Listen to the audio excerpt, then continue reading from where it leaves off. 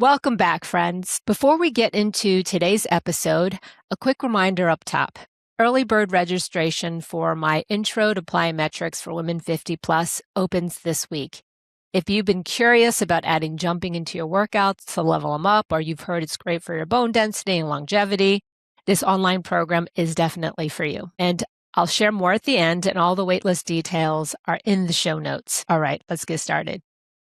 My Instagram feed is full of menopause doctors and fitness influencers talking about jumping, specifically jumping for bone density, which makes sense. I talk about plyometrics a lot. I feature it a lot. So the algorithm has opinions. And to be clear, jumping for our bones matters. This part is true. But what I'm seeing demonstrated is a lot of stomping, a lot of hard landings, a lot of what people casually call bone bashing. Most of these people are not plyometrics coaches. They're doctors, influencers, general fitness voices, and they're missing the most important thing plyometrics actually train. Here's the first thing I want to clear up. You do not need to smash your bones into the ground to get bone benefits. Gravity already does that. If you leave the ground and land, gravity creates the impact. That's the stimulus. That's also why a trampoline doesn't do the same job as true plyometrics. On that, you're rebounding, but not receiving impact. You're not challenging the system in the same way. So if you're jumping and landing on solid ground with control, you're already getting the bone signal, which means the question shouldn't be, how hard can I hit the ground? The real question is, what else are we training when we jump? And that's where plyometrics actually matter.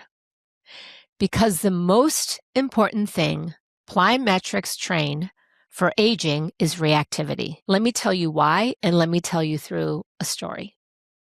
A few months ago, I was visiting my parents. They are both 86. I took them to a lantern festival, long walking paths, lots to look at, lots of people moving slowly together. And honestly, that's how my parents move now, very slowly, carefully. They also tire easily. My dad and I were walking when it happened. There was something sticking up from the pavement, uneven, really easy to miss. He didn't see it. He tripped and he went face forward, full body plant. I tried to help him up, but at 86, he's also weak. So we checked him there on the ground. He said his knee hurt. When we pulled up his pant leg, it was badly bruised and badly cut. And that's what struck me. Wasn't just the fall, it was why he fell. He didn't fall because he can't stand still and balance, like we're constantly told to practice for aging. He fell because he couldn't react fast enough to stop the fall. That's the difference. I know if it had been me, my other foot would have swung forward automatically. It would have hit the ground to stop the face plant. But it's not happening because I'm stronger. It's because I'm more reactive. And that's what plyometrics actually train. Yes, jumping does help bone density, but jumping to stay nimble, responsive, and quick on your feet, that matters more. Because bone density doesn't stop a fall. Reactivity does. Now here's the simple science piece without any jargon to understand the idea of this reactivity. Your muscles don't move on their own. They move because your nerves tell them to. A motor unit is one nerve and the muscle fibers it controls, kind of like a light switch turning on a group of Christmas lights. Some motor units are slow and steady. Others are fast and powerful, the ones that help you react quickly. As we age, we naturally lose muscle, but the first thing we lose isn't strength. Those fast motor units stop firing as quickly. The message from your brain to your foot arrives later than it used to. And that's why older adults can still be strong, but slower to catch themselves. This is where plyometrics comes in. The true definition of a plyometric exercise is quick landings and takeoffs with very little time spent on the ground. Theoretically, by definition, that amount of time is under a quarter of a second. Now, I get that most of us and a lot of people can't move that fast, and that's okay. What matters is the intention. Even practicing trying to be quick teaches your nervous system to send messages faster. That's how you keep reaction ability as you age. Now, right now, a lot of longevity messaging focuses on stillness, balance on one leg, hold that position, don't wobble. And yes, of course, balance matters. The New York Times recently listed the ability to balance on one leg as one of the markers of 7 for longevity. And here's where I'm going to push back and disagree based on working with real people. Most falls don't happen while you're standing on one leg.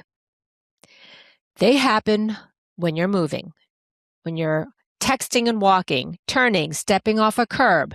When something unexpected shows up, that's when reaction time matters more than stillness. This is why I get uncomfortable when women are told to just slam into the ground for bone density. Because plyometrics, they're not about hitting the floor hard. They train faster reaction time, quicker foot response, the ability to receive impact and control force. That's what keeps you standing, not falling in real life. When I think about my dad's fall, what scares me isn't his balance score. It's that split second between the trip and the ground, the moment where the body either knows what to do or it doesn't. That's the work. That's why I coach plyometrics the way I do.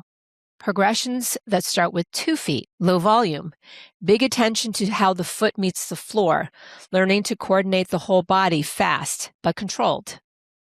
Not to chase intensity, but to build capacity.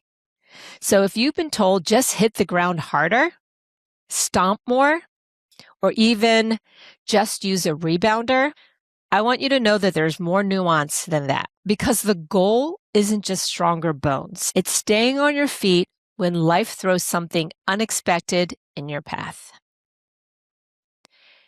If this episode resonated, don't forget that the early bird registration for my Intro to Plyometrics for Women 50 Plus opens this week. It's built for women who want to train reaction, confidence, and control, not bone bashing. All the details are in the show notes. I'm very grateful to have you here in the podcast with me every week, and I look forward to chatting with you next week. I'm Coach Tina.